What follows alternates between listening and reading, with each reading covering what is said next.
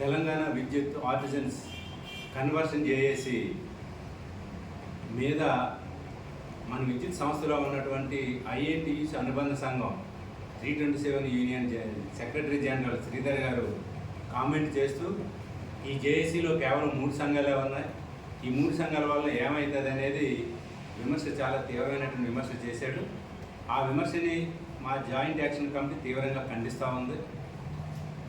ముఖ్యంగా 1104 327 యూనియన్లు లేకుండా ఈ వ్యవస్థలో ఈ విద్యుత్ సంస్థలు ఏది కూడా విజయవంతం కాదు, సక్సెస్ కాదు అనే విషయాల్ని 1-2 సార్లు చెప్పారు.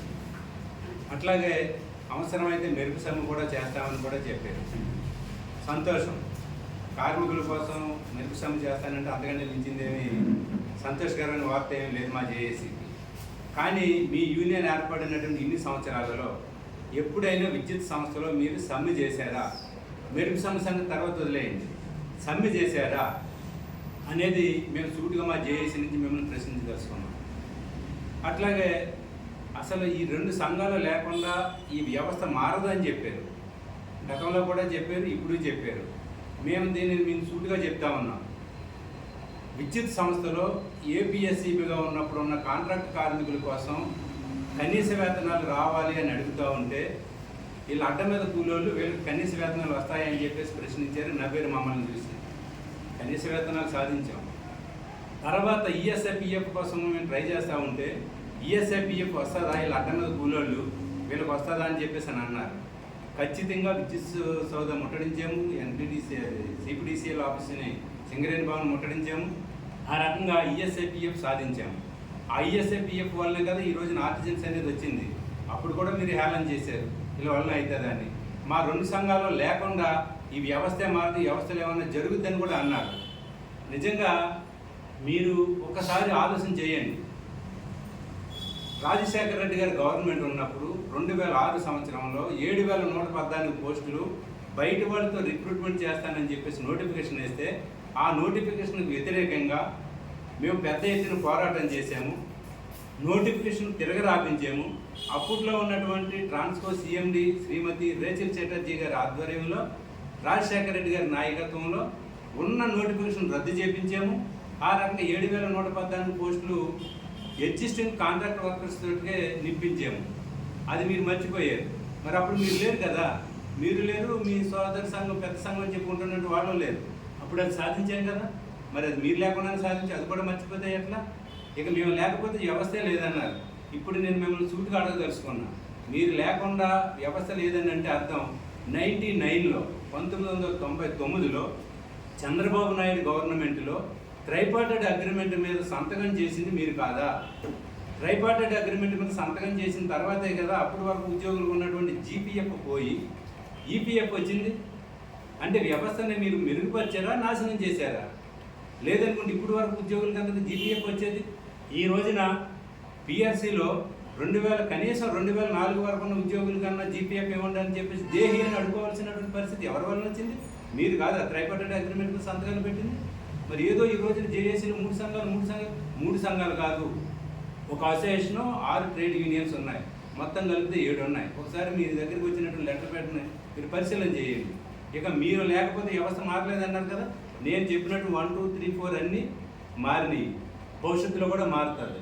ఇకపోతే మీరు గుర్తింపు సంఘాలు పెద్ద సంఘాలు అనుకుంటున్నారు. దేనికి గుర్తింపు సంఘాలు? మీరు అన్ని ఎన్నికల్లో గెలిచారా?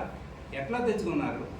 పైరు వీళ్ళు చేసి తెచ్చుకున్నారు. మీ ప్రభుత్వం అధికారంలోకి వస్తే మీకు వచ్చింది, టీడీపీ ప్రభుత్వం అధికారంలోకి వస్తే టీడీపీ ప్రభుత్వం అధికారం వచ్చింది, టీఆర్ఎస్ గవర్నమెంట్ అధికారంలో ఉంటే టీఆర్పీకేఎస్కి వచ్చింది తప్ప మీరు ఎన్నికల్లో గెలిచిన బాబు కాదు. ఇప్పుడు నేను చెప్తా ఉన్నాను, ఖచ్చితంగా మీకు ధైర్యం ఉంటే ఈ విద్యుత్ సంస్థలు గుర్తింపు ఎన్నికలకు నోటిఫికేషన్ ఇవ్వమని చెప్పేసి మీకు లెటర్ ఇవ్వండి. మీరు ఇస్తారా, మీ సంఘం నాయకులు ఇస్తారా? ఇవ్వండి. ఆ సందర్భంగా ఆర్టిజన్స్కి అందరికీ కూడా ఓటు హక్కు ఇచ్చే విధంగా కూడా మీరు లెటర్ ఇవ్వండి.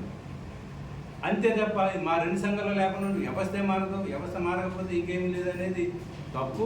కార్మికులను తప్పుదారి పట్టించడం, పోరాటాలకు వెళ్ళేటువంటి ఎవరైతే పోరాటాలు చేసి తన కన్వర్షన్ సాధించుకోవాలని చెప్పేసి ఆర్టిజన్స్ పట్టుదలతో ముందుకు వస్తూ ఉన్నారో అటువంటి ఆర్టిజన్స్ని మీరు నర్వ చేయొద్దు, బలహీనపరచద్దు. మీకేమన్నా శక్తి ఉంటే, ఆర్టిజన్స్ పట్ల మీకేమన్నా గౌరవం ఉంటే ఆర్టిజన్స్ యొక్క కుటుంబాలు బాగుపడాలనే నమ్మకం ఉంటే తక్షణమే మీరు కూడా ఈ జేఏసీకి సపోర్ట్ చేయండి. మీరే కాదు, ఈ సంస్థలో ఉన్నటువంటి అన్ని కార్మిక సంఘాల సహకారం తీసుకుంటాము, అసోసియేషన్స్ సహకారం తీసుకుంటాము, ఎవరైతే కలిసి వస్తారో వాళ్ళందరూ సహకారం తీసుకుంటాము. ఆ రకంగా సహకారం తీసుకొని ఈ జేఏసీ కన్వర్షన్ సాధించి తీరొద్దని చెప్పేసి కూడా మీ దృష్టికి మేము తీసుకొస్తా ఉన్నాం. అయితే ఇది సాధ్యమా? సాధ్యం అంటే ఏది సాధ్యంగా తెలంగాణ వస్తుంది అనేది సాధ్యం అనుకుని చేశారా కేసీఆర్ పోరాటం? సాధ్యమైంది కదా, సాధ్యం కాలే. మరి అది తెలంగాణ అంత పెద్ద రాష్ట్ర ప్రభుత్వాన్ని ఎదుర్కొని సాధించినట్టు తెలంగాణ సాధ్యమైనప్పుడు 20,000 మంది ఎగ్జిస్టింగ్ ఆర్టిజన్స్కి కన్వర్షన్ రాకపోవడం సాధ్యం కాదని ఎట్లా చెప్పగలుగుతున్నారు? అంటే మీ మనసులో మాట ఈ ఆర్టిజన్స్కి ఎవరికి కూడా కన్వర్షన్ కాదు, కన్వర్షన్ కాకూడదనే ఉద్దేశంతో మీ మనసులో ఉన్న మాటని ఇండైరెక్ట్గా చెప్పారు. మేము చెప్తా ఉన్నాం ఇప్పుడు కన్వర్షన్ సాధ్యమే. ఈ చరిత్రలో ఉన్నదాన్ని యాజ్ ఇట్ ఈస్గా రూల్స్ రెగ్యులేషన్స్ తోటి పని లేదు. కార్మికులందరూ ఐక్యంగా ఉండి ప్రభుత్వానికి చిత్తశుద్ధి ఉంటే ఏదైనా సాధించవచ్చు. ఇప్పుడు మీరు అడుగుతున్నారు కదా జీపీఎఫ్ కావాలని, మరి జీపీఎఫ్ సాధ్యమా? సాధ్యం కాదని మీకు తెలుసు కదా, మరి డిమాండ్ ఎందుకు పెట్టారు? అంటే 53,000 మంది ఉద్యోగులను మోసం చేయడమే కదా మీరు. అంటే మీరు చేస్తేనేమో న్యాయమును, మేము చేస్తేనే అన్యాయమునా? సామెత ఉంది, మోటు సామెత, అది చెప్పకూడదు, చెప్తే బాధపడతారు మీరు. అందుకోసమని ఇట్లాంటి విషయంలో మేము చెప్పదలుచుకున్నాము. శక్తి వంచన లేకుండా కృషి చేస్తాము. ఈ వేదిక మీద ఉన్నటువంటి నాయకులందరూ కూడా వాళ్ళ యొక్క కుటుంబాలు బాగుపడాలనే సిద్ధశుద్ధితో పనిచేయడానికి సిద్ధంగా వచ్చారు. వాళ్ళకి చేతనైతే సపోర్ట్ చేయండి, చేతనైతే సహకరించండి, చేత కాదనుకుంటే గమ్మున ఉండండి, చూసిన సలహాలు ఇవ్వండి. అంతే తప్ప మిగిలినటువంటి ఏ విషయాల్లోనూ కూడా మీరు ఈ రకమైనటువంటి కామెంట్స్ అంత మంచి కాదని చెప్పి చెప్పదలుచుకున్నాం. మరి ఏపీఎస్సీకి రూల్స్ అంటున్నారు, అంటే ఆర్టిజన్స్కి ఏపీఎస్సీకి రూల్స్ వర్తిస్తాయి. అప్పుడు మీ లెక్కల ప్రకారంగా స్టాండింగ్ ఆర్డర్ సంతకాలు పెట్టింది మీరే కదా. ఆ రోజునే 5 సంవత్సరాలకు ప్రమోషన్ ఇవ్వాలని, లేదనుకుంటే వీళ్ళకి గ్రేడ్ చేంజ్ చేయాలని, ఇంక్రిమెంట్ ఇవ్వాలని ఆ రోజు స్టాండింగ్ ఆర్డర్ సంతకాలు పెట్టింది కూడా మీరే కదా. మరి అప్పుడు దాంట్లో ఏపీఎస్సీకి రూల్స్ 5 సంవత్సరాల తర్వాత వస్తాయని చెప్పేసి ఎక్కడన్నా రాశారా? చూపించండి, స్టాండింగ్ ఆర్డర్లో ఎక్కడన్నా లేదు.